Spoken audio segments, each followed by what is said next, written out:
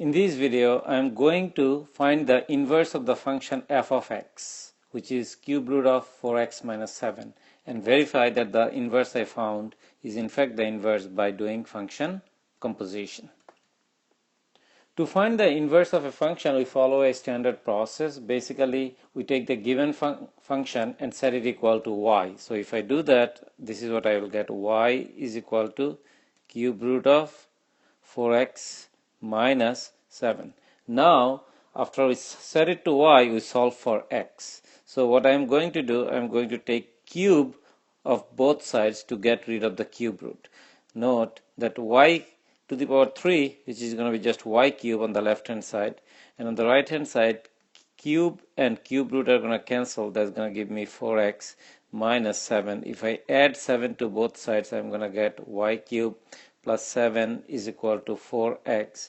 Then I divide both sides by 4 to get y cube plus 7 divided by 4 is equal to x. Now I'm going to switch the x's and y's. If I do that, I'm going to get y is equal to x cube plus 7 over 4. Now note, this becomes y, which is right here. This becomes x, which is right here.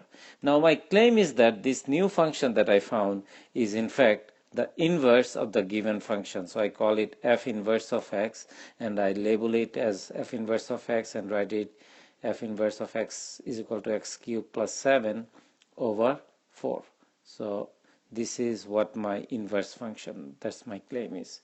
However, to show that two functions are inverses of each other, they must satisfy these two conditions. F composed with f inverse of x is gonna give x, and also if I change the order of composition, f inverse composed with f of x is gonna give me x. So in both directions I get the same value, x. Now I need to show that. So let's do the first one. F composed with f inverse of x is equal to, by definition, f of f inverse of x. Now note, this is going as an input to the function f. So now I know what is f inverse of x, which I just found out right here, x cubed plus 7 over 4. That's my f inverse. Now this whole thing goes as one item or one value within the parentheses, so x. So what does f do to the input x?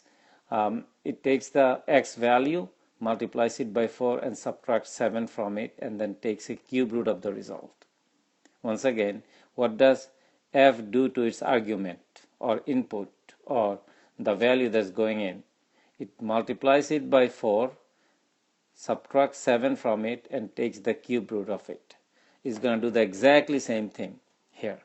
Now one quick and easy way to understand this is that replace x by whatever is inside the parentheses here. So anyway, so if I did that, I'm going to get the following.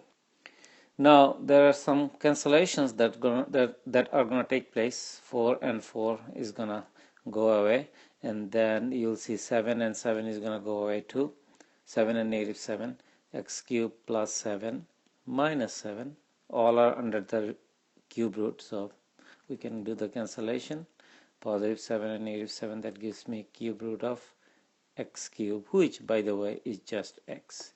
So I just showed that this works. That means f composed with f inverse of x is f of x. Now I've got to do it the other way around.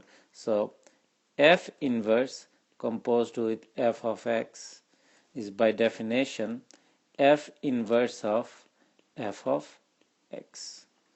Now I know what my f of x is because it's given right here, cube root of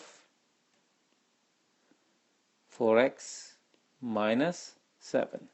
Now this is going as an argument to f inverse, that means is going as an input to f inverse. What does it do to the input? F inverse takes the input, cubes it, adds 7 to it, and divides it by 4. Basically it's going to do the exact same thing. It's going to cube this, add 7 to it, and divide it by 4. Or another easy way to think about it is that every time you see x, since inside the parenthesis right here you have x, every time you see x, replace it by whatever is in the parenthesis right here. So this x cube is gonna be this thing cube, then plus 7 divided by 4.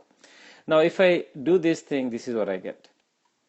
Now note that this cube and cube root is gonna cancel out. That's gonna give you 4x minus 7, then plus this 7, and then divided by 4.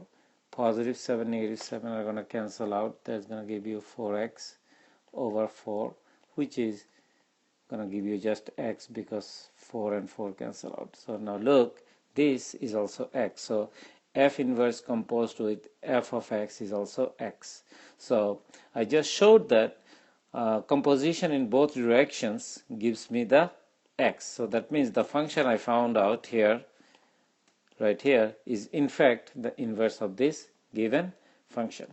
Now then, another thing I'd like to touch on, but I won't try to sketch it because it might not be very pretty, so I'll just avoid it.